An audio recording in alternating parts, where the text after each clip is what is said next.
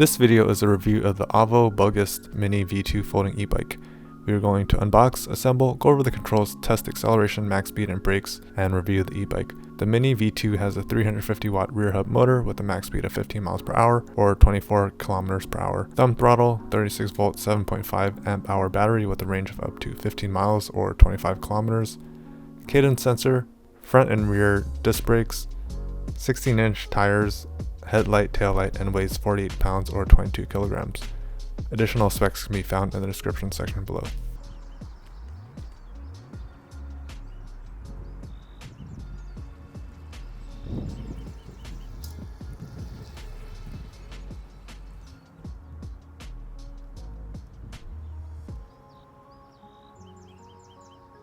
This is the box that it came in.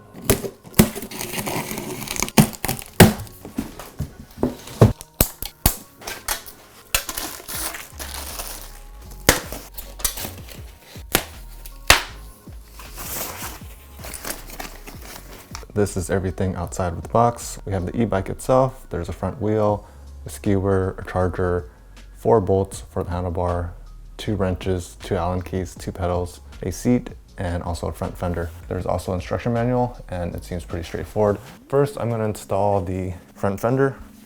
I unscrewed this nut at this end, and there's a bolt with a washer. There's also a bolt on this side and this side. I'm going to feed the fender this way using the bolt and washer. I'm going to slide it through.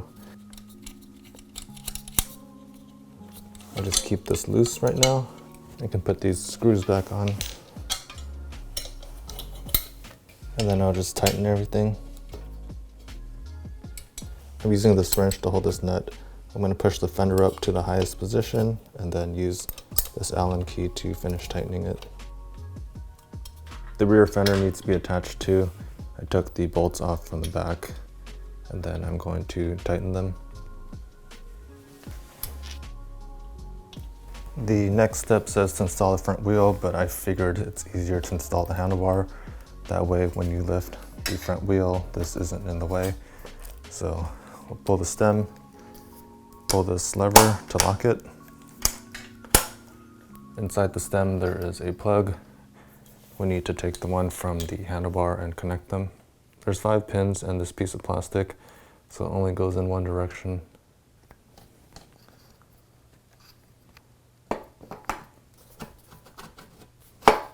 We'll then take our 4 screws and use our Allen key to tighten all of them.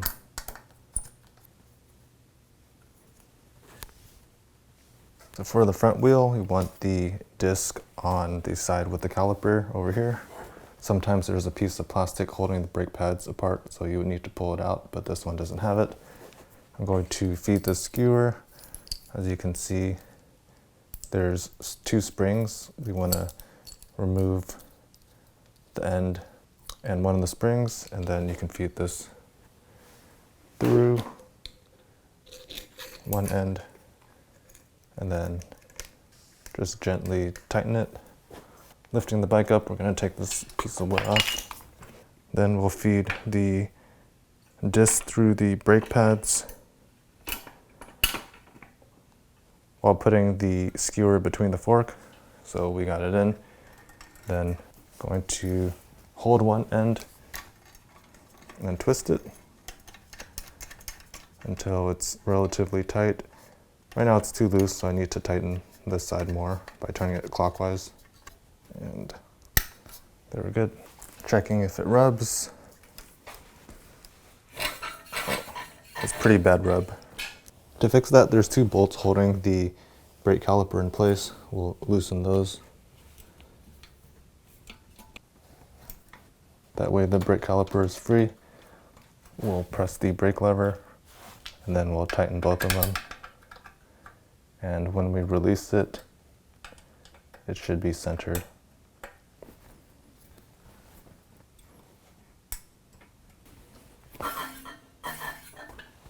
If that doesn't work, then you can loosen both of these bolts. Look over here and make sure that the disc is centered. You can do adjustments left and right on both sides and then tighten them so that the caliper is in between the brake pads. I did that and it still rubs because the disc is warped. I have this caliper adjustment fork that I'm going to use and bend it back into shape. You can also check if the rear brake caliper rubs, and it looks like they adjusted it in the factory where it doesn't rub. Next, I'm going to put the pedals on. This one says L, so for the left, you turn it left to tighten. For the right side, you turn it right to tighten. And then the seat, you pull this lever here, put the seat in, and then pull the lever to tighten it. If it's too loose, you can turn this clockwise. This is the charging port right here. Pull this piece of silicone out, and then you can plug your adapter in there to charge it. There should be a LED light on the brick that turns red when it's charging, and then when it's fully charged, it'll turn green. On the handlebar, there's 2 keys. If you turn it clockwise, nothing happens. If you turn it counterclockwise, the battery releases. And this is the battery.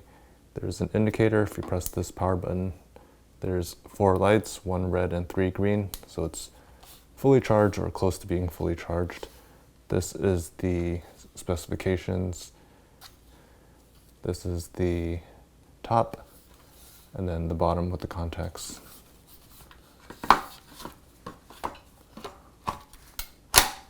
Looking at the manual, this is the layout of the handlebar. We have the grips, the front brake, the bell, the display, the rear brake lever, throttle, power button, and grip. In order to turn this on, we press and hold the power button until this lights up. You can't see it, but if there's any faults, there'd be a fault warning. If you press the power button twice, the light turns on. This shows the gears. This is currently in 3. If we press the power button once, it goes to 1, 2, 3. This is the current speed in kilometers per hour. To change it to miles per hour, press this 3 times, and it changes to miles per hour. This is the odometer, and I think that's the only thing that you can see. There's also the battery level. I don't see anything for trips. I don't see any times or anything. It's pretty basic. I'm going to see what the max speed is in each gear with the throttle. So for 1, we're getting 6 miles per hour. 2, it's 9 miles per hour. 3 is 15 miles per hour. And to turn it off, we press and hold the power button. Now I'm going to test the acceleration and max speed on each of the pedal assist levels. There's 3 of them, using the thumb throttle only and then pedaling only. I'm in pedal assist 1. There is no pedal assist 0. Using the thumb throttle, the motor kicked in, and I'm getting 6 miles per hour. Pedal assist 2.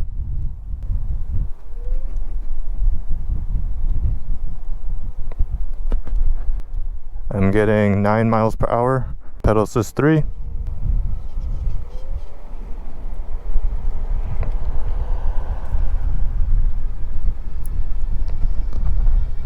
It says I'm getting 15 miles per hour, but it feels a little faster, possibly 16 or 17.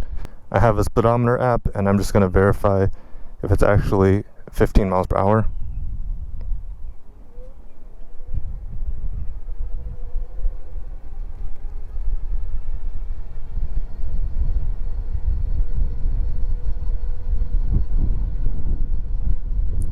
And it's around,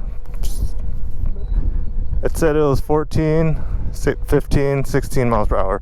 So I think it's pretty accurate then. Next I'll test the acceleration using the pedal only. I'm in pedal assist 1. I heard the motor kick in, and I'm at 6 miles per hour. Pedal assist 2.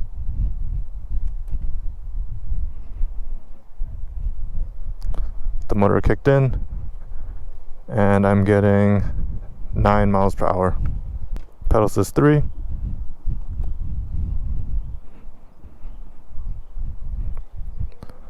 The motor kicked in,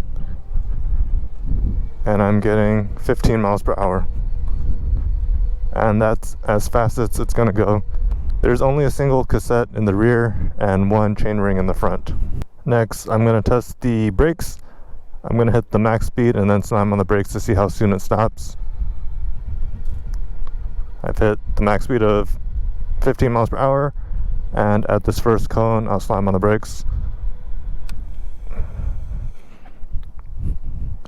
So it stopped from there to there. That's about 9 feet. I'd describe the brakes as decent. They're not hydraulic brakes. Hydraulic brakes are better, but then the e-bike would be a lot more expensive. I think it's decent for what it is. They're just the mechanical cable pull brakes, and they work. If you look at the lever, the brakes start biting around here, so there's some adjustments that you can do to make it bite sooner, but then you have to play around and make sure that the disc does not rub the brake pad. There is also no suspension, but the steering is very predictable. There's 16-inch wheels and it feels very smooth. Another thing to note is that there's only a single chainring in the front and a single cassette in the rear, so it'd be difficult climbing hills. It's doable, but I think it'll be more difficult than if there was a derailleur system, but that would also add weight and add complexity to the e-bike. I think for what it is, it's very nice. Overall, I like this e-bike. I like that there are disc brakes in the front and rear. The 16-inch rims help, and there is a decent amount of torque. I also like how it's foldable. You can fold the front stem and then you can also lower the seat. I just want to show you how big this seat post is. You can have it way up here, but then it makes it feel like you're standing while riding the bike. There's a lot of flexibility, especially if you're over 6 feet tall, or you can lower it if you're like 5 feet or so. I also like how the battery is removable, so you can leave the bike parked in the garage if you want to charge it inside. Some suggestions that I would offer would be having more modes on the display. Currently, you can only see the odometer. You can't see the trip, you can't see the time, and you can't turn the pedal assist off. It's always on. If you accidentally bump into the thumb throttle, it'll go. If you pedal when you don't want the motor to kick in, it will kick in, so that's just something to note.